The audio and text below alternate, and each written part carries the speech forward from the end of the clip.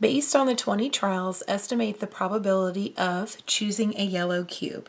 So if we take our list of all of the draws and we count up all of the yellow, there were 5 yellow draws. So I would estimate that the getting a probability of a yellow cube would be 5 out of 20, or if we simplify that down, it would be 1/4.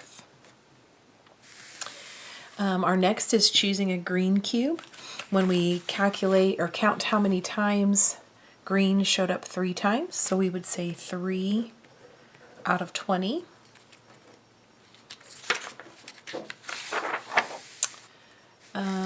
Choosing a red cube. When we did our trial, red showed up 5 times, so 5 out of 20. Or we're going to simplify that down to 1/4.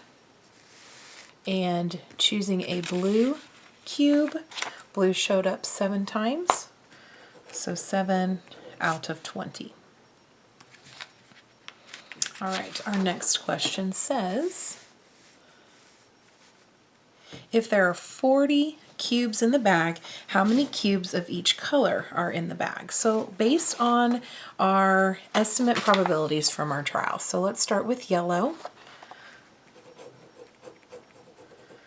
So we had 5 out of 20, or 1/4, but if we're wanting to change that so we have a denominator of 40, let's make equivalent fractions. So we would times this by 2. So we'll do the same thing with our 5. So we would expect that there would be 10 yellow cubes.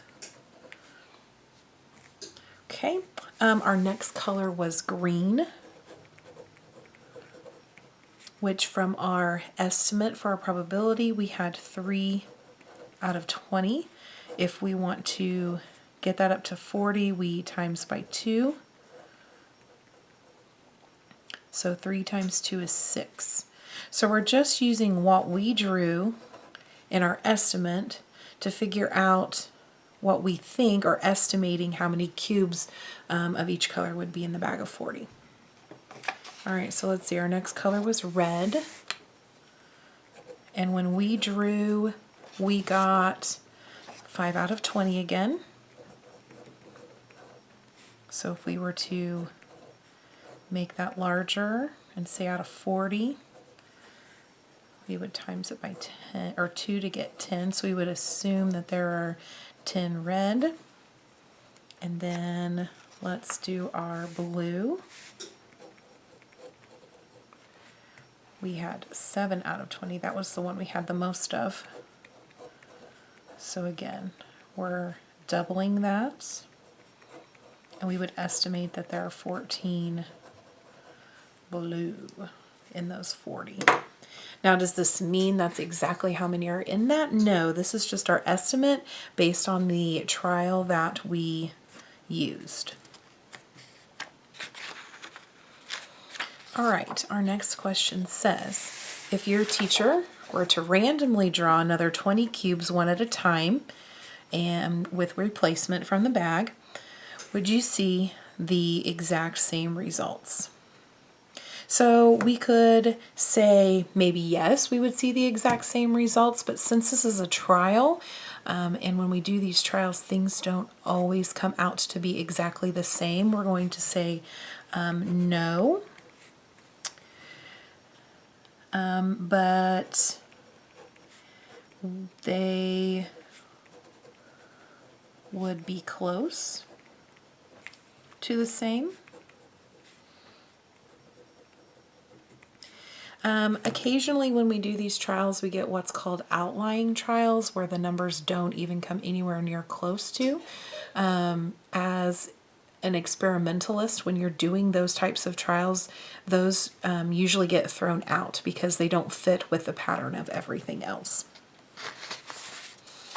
All right, so now it says to find the fraction of each color of cubes in the bag. All right, so I'm going to dump out the bag for you.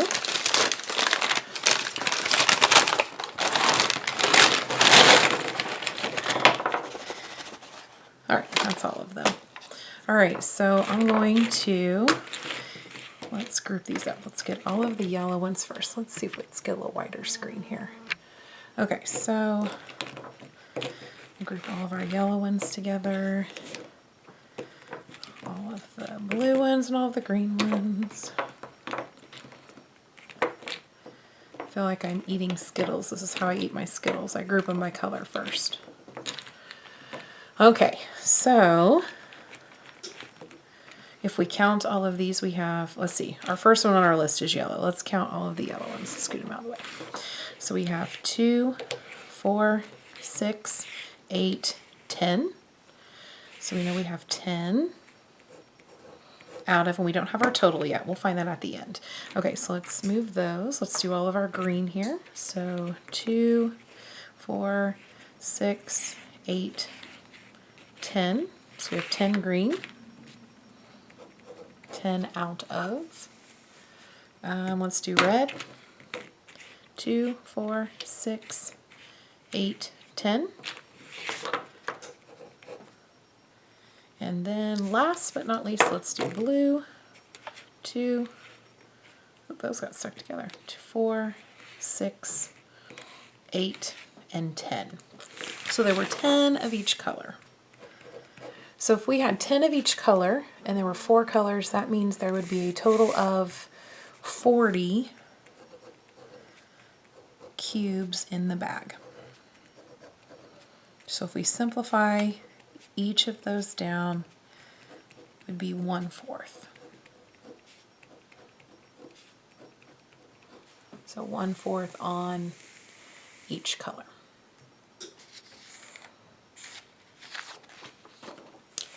All right, so for this, try to get the page lined up. Zoom out just a little bit. Each fraction is the theoretical probability of choosing a particular color of cube when a cube is randomly drawn from the bag. So when we actually count the number of cubes that are in the bag, out of the total actual number of cubes that are in the bag, we're finding the theoretical probability. When all the possible outcomes of an experiment are equally likely, the probability of each outcome is 1. So it'd be 1 out of however many possible outcomes there are. An event is a collection of outcomes when the outcomes are equally likely. The theoretical probability of an event can be expressed as, we take the number of favorable outcomes and we divide it by the number of possible outcomes.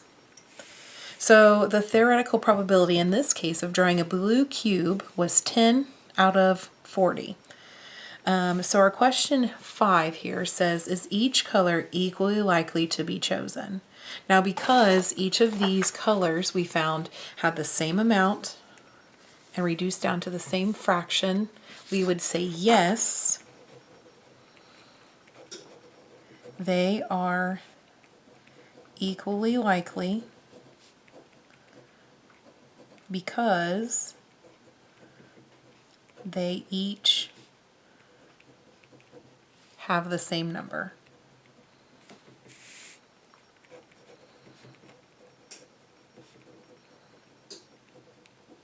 Of cubes.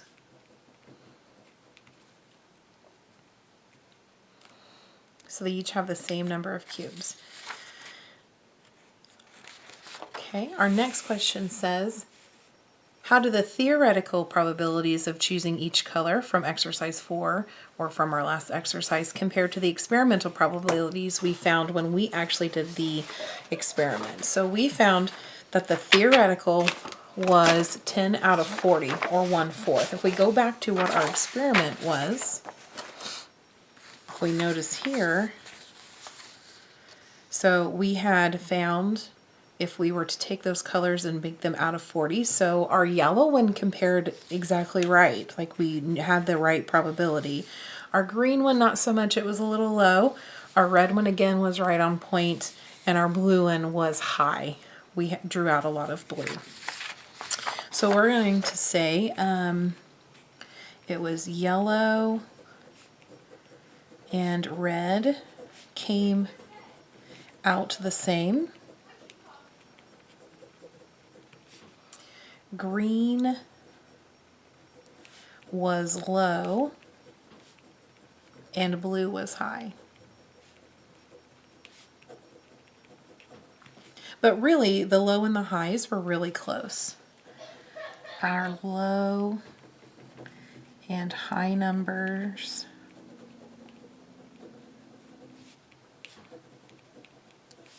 were close. We're close at 6 and 14. So really our experiment was pretty good. It was very close to what it actually was. All right, so our next question, we're going to look at a different example here. It says, an experiment consisting of flipping a nickel and a dime. The first step in finding the theoretical probability of obtaining a heads on the nickel and a heads on the dime is to list the sample space. For this experiment, complete the sample space below. So for the nickel, we can flip a heads or a tails. And for the dime, we can choose a heads or a tails. Now let's think of all of the possibilities. So if I draw or flip a head with the nickel, I could get both a head or a tail. So I'm going to list out getting a heads and a tails. So we're going to combine these together. So now I've got a heads, and a heads, tails. Same thing with my tails. I can flip the tails or I can flip the heads. So I'm going to add that one as well. So here would be my sample space, because remember we're flipping both. Oops, sorry, get that in the screen. All right, so our question says, what is the probability of flipping two heads? So how many possible outcomes are there? There are 1, 2, 3, 4. And out of those possible 4 outcomes, only one of them is flipping a heads and a heads. So our probability of flipping two heads would be 1 out of 4.